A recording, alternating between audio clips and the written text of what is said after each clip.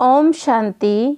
आज बाप दादा के 10 दिसंबर 2020 के ईश्वरीय महावाक्य हैं। मीठे बच्चे, अविनाशी ज्ञान रत्नों का दान ही महादान है। इस दान से ही राजाई प्राप्त होती है, इसलिए महादानी बनो। प्रश्न: जिन बच्चों को सर्विस का शौक होगा उनकी मुख्य निशानियां क्या होगी? उत्तर: नंबर 1, उन्हें पुरानी दुनिया का वातावरण बिल्कुल अच्छा नहीं लगेगा।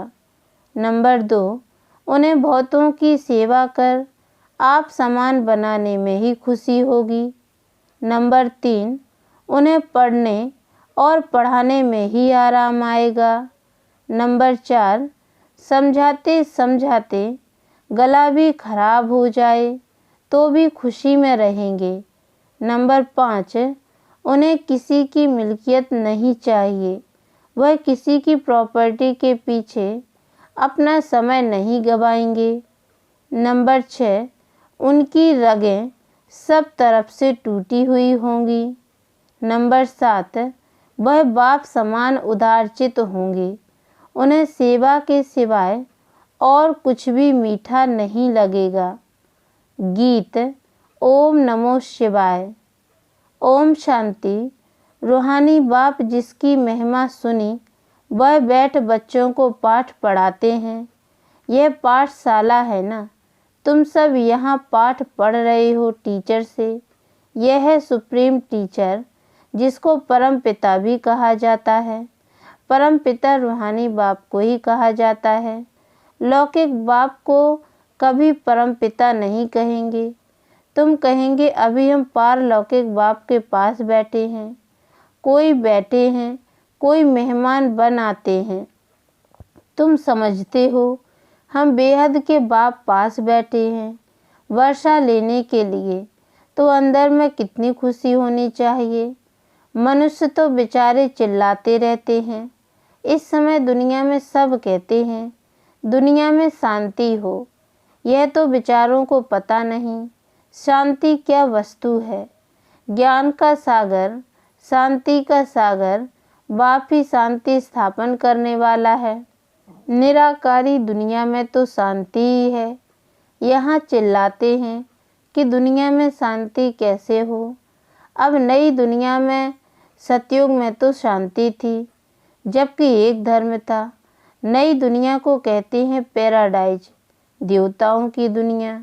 शास्त्रों में जहाँ तहाँ अशांति की बातें लिख दी हैं। दिखाते हैं द्वापर में कंस था, फिर हिरण्यकश्यप को सतयुग में दिखाते हैं।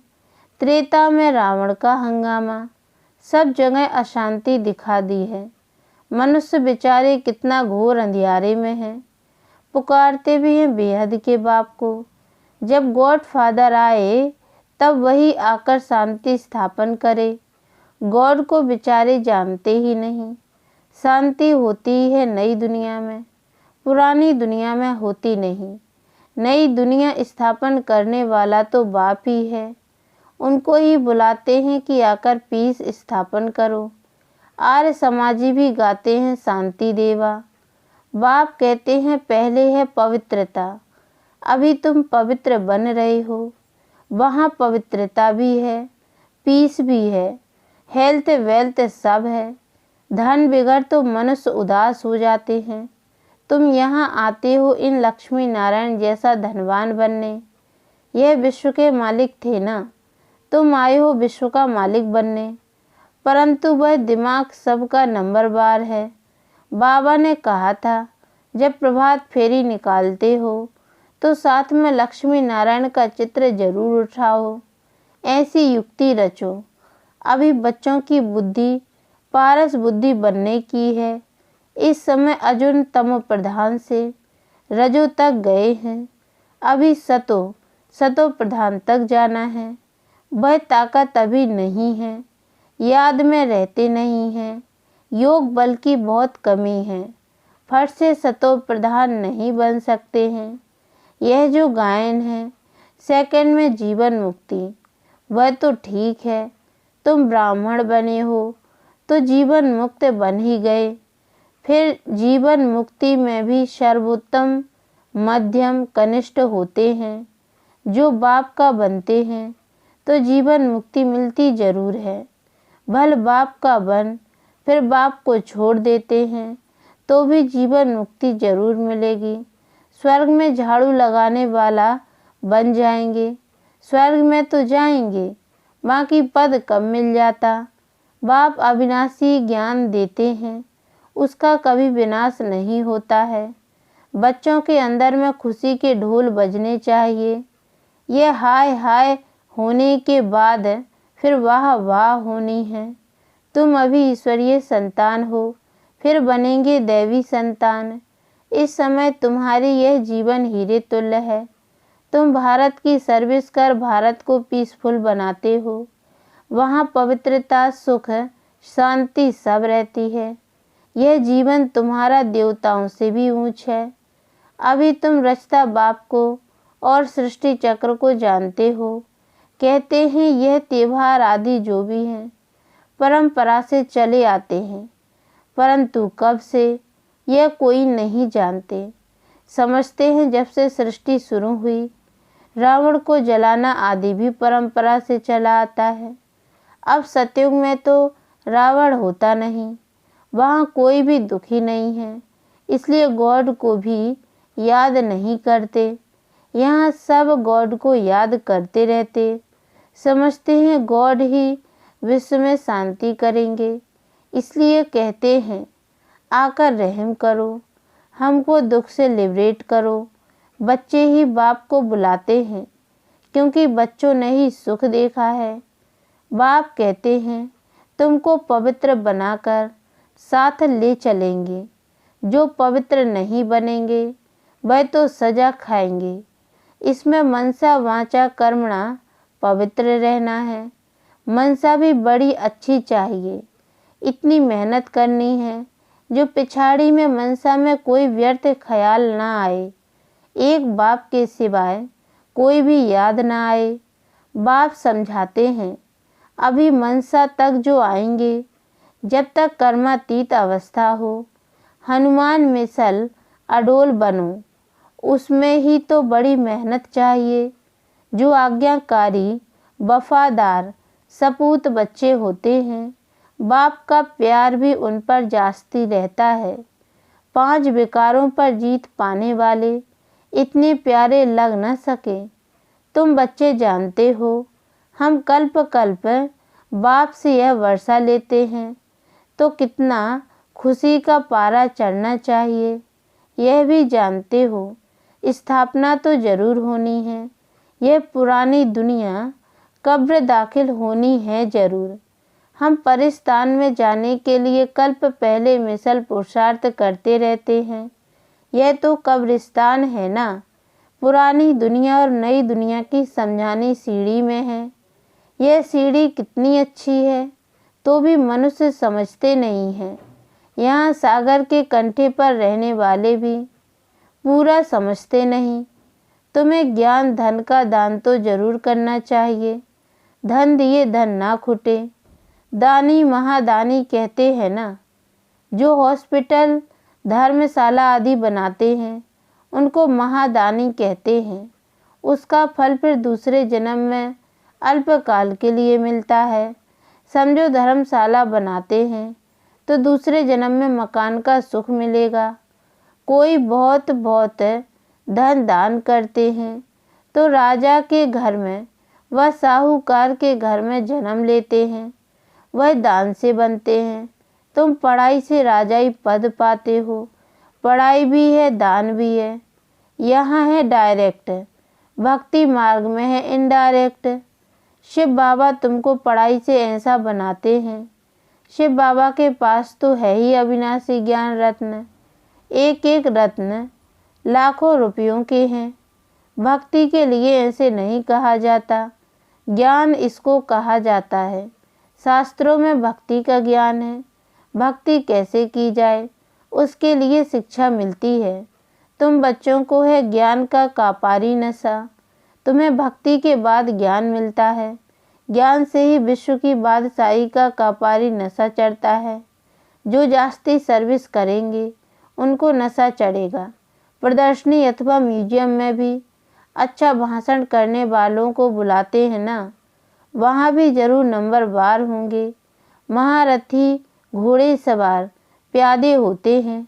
देलवाड़ा मंदिर में भी यादगार बना हुआ है। तुम कहेंगे यह है चैतन्य देलवाड़ा, वह है जड़। तुम हो गुप्त, इसलिए तुमको जानते नहीं। तुम हो राज ऋषि, वह है हठ योग ऋषि। अभी तुम ज्ञान ज्ञानेश्वरी हो, ज्ञान सागर तुमको ज्ञान देते हैं। तुम अविनाशी सर्जन के बच्चे हो। सर्जन ही नब्ज देखेगा। जो अपनी नब्ज को ही नहीं जानते तो दूसरे को फिर कैसे जानेंगे।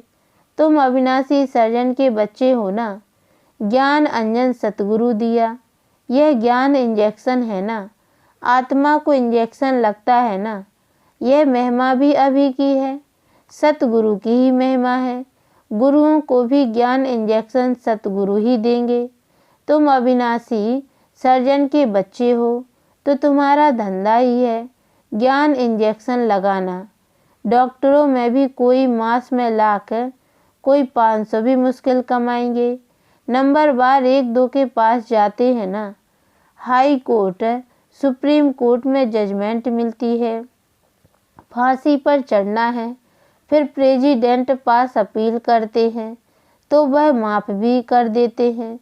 तुम बच्चों को तो नशा रहना चाहिए, उदारचित होना चाहिए। इस भागीरथ में बाप प्रवेश हुआ तो इनको बाप ने उदारचित बनाया ना।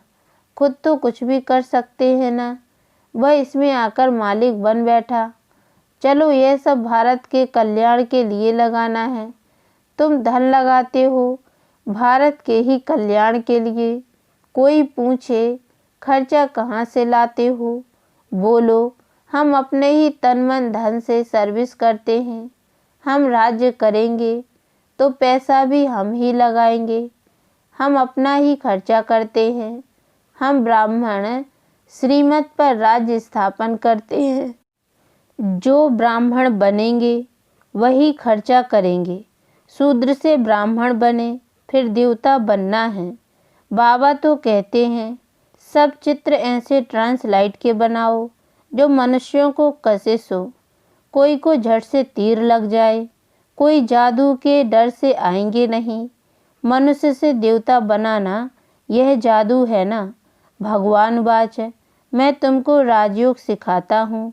हठ योगी कभी राजयोग सिखला न सके। यह बातें अभी तुम समझते हो तो मंदिर लायक बन रहे हो। यह समय यह सारी विश्व बेहद की लंका है। सारे विश्व में रावण का राज्य है। बाकी सत्युग त्रेता में यह रावण आदि हो कैसे सकते। बाप कहते हैं अभी मैं जो सुनाता हूँ वह सुनो। इन आँखों से कुछ देखो नहीं। यह पुरानी दुनिया ही विनाश होनी है। इसलिए हम अपने शांति धाम सुख धाम को ही याद करते हैं। अभी तुम पुजारी से पूज्य बन रहे हो। यह नंबर 1 पुजारी थे, नारायण की बहुत पूजा करते थे। अब फिर पूज्य नारायण बन रहे हैं। तुम भी पुरुषार्थ कर बन सकते हो। राजधानी तो चलती है ना। जैसे king Edward the first, second, third चलता है। बाप कहते हैं तुम सर्वव्यापी कहकर हमारा तिरस्कार करते आए हो, फिर भी हम तुम्हारा उपकार करता हूँ। यह खेल ही ऐसा वंडरफुल बना हुआ है। पुरुषार्थ जरूर करना है। कल्प पहले जो पुरुषार्थ किया है वही ड्रामा अनुसार करेंगे। जिस बच्चे को सर्विस का शौक रहता है उसको रात दिन यही चिंतन रहता है। तुम बच्चों को बाप से रास्ता मिला है तो तुम बच्चों को सर्विस बिगर और कुछ अच्छा नहीं लगता है। दुनियावी वातावरण अच्छा नहीं लगता है। सर्विस वालों को तो सर्विस बिगर आराम नहीं। टीचर को पढ़ाने में मज़ा आता है। अब तुम बने हो बहुत ऊंच टीचर। तुम्हारा धंधा ही यह है। जितना अच्छा टीचर बहुतों को आप समान बनाएंगे उनको इतना इजाफा मिलता है। उनको पढ़ाने बिगर आराम नहीं आएगा। प्रदर्शनी आदि में रात को 12 भी बज जाते हैं तो भी खुशी होती है। थकावट होती है, गला खराब हो जाता है, तो भी खुशी में रहते हैं। ईश्वरीय सर्विस है ना, यह बहुत ऊंच सर्विस है। उनको फिर कुछ भी मीठा नहीं लगता है। कहेंगे हम यह मकान आदि लेकर भी क्या करेंगे, हमको तो पढ़ाना है, यही सर्विस करनी है। मिल्कियत आदि में खिटपिट देखेंगे तो कहेंगे यह सोना ही किस काम का, जो कान काटे। सर्विस से तो बेड़ा पार होना है। बाबा कह देते हैं मकान भी भल उनके नाम पर हो, बीके को तो सर्विस करनी है। इस सर्विस में कोई बाहर का बंधन अच्छा नहीं लगता है। कोई की तो रग जाती है, कोई की रग टूटी हुई रहती है। बाबा कहते हैं मन मना भव तो तुम्हारे विकर्म विनाश होंगे। बहुत मदद मिल जाती है। इस सर्विस में तो लग जाना चाहिए। इसमें आमदनी बहुत है। मकान आदि की बात नहीं। मकान दे और बंधन डाले तो ऐसे लेंगे नहीं। जो सर्विस नहीं जानते वह तो अपने काम के नहीं। टीचर आप समान बनाएंगे, नहीं बनते तो वह क्या काम के। हैंड्स की बहुत ज़रूरत रहती है ना। इसमें भी कन्याओं माताओं की जास्ती ज़रूरत रहती है। बच्चे समझते हैं बाप टीचर है, बच्चे भी टीचर चाहिए। ऐसे नहीं कि टीचर और कोई काम नहीं कर सकते हैं, सब काम करना चाहिए। अच्छा, मीठे मीठे सिके लदे बच्चों प्रति माता पिता बाप दादा का याद प्यार और गुड मॉर्निंग। रूहानी बाप के रूहानी बच्चों को नमस्ते। और हम रूहानी बच्चों की ओर से भी रूहानी माता पिता बाप दादा को याद प्यार और गुड मॉर्निंग बाबा नमस्ते। धारणा के लिए मुख्य सार है। पहली पॉइंट है दिन रात सर्विस के चिंतन में रहना है और सब रगें तोड़ देनी है। सर्विस के बगैर आराम नहीं, सर्विस कर आप समान बनाना है। दूसरी पॉइंट है बाप समान उदारचित बनना है। सबकी नब्ज देख सेवा करनी है। अपना तन मन धन भारत के कल्याण में लगाना है। अचल अडोल बनने के लिए आज्ञाकारी वफादार बनना है। वरदान अंतर्मुखता की गुफा में रहने वाले देह से न्यारे देही भव। जो पांडवों की गुफाएं दिखाते हैं वह यही अंतर्मुखता की गुफाएं हैं। जितना देह से न्यारे देही रूप में स्थित होने की गुफा में रहते हो, उतना दुनिया के वातावरण से परे हो जाते हो। वातावरण के प्रभाव में नहीं आते। जैसे गुफा के अंदर रहने से बाहर के वातावरण से परे हो जाते हैं, ऐसे ये अंतर्मुखता की गुफा भी सबसे न्यारा बना और बाप का प्यारा बना देती है।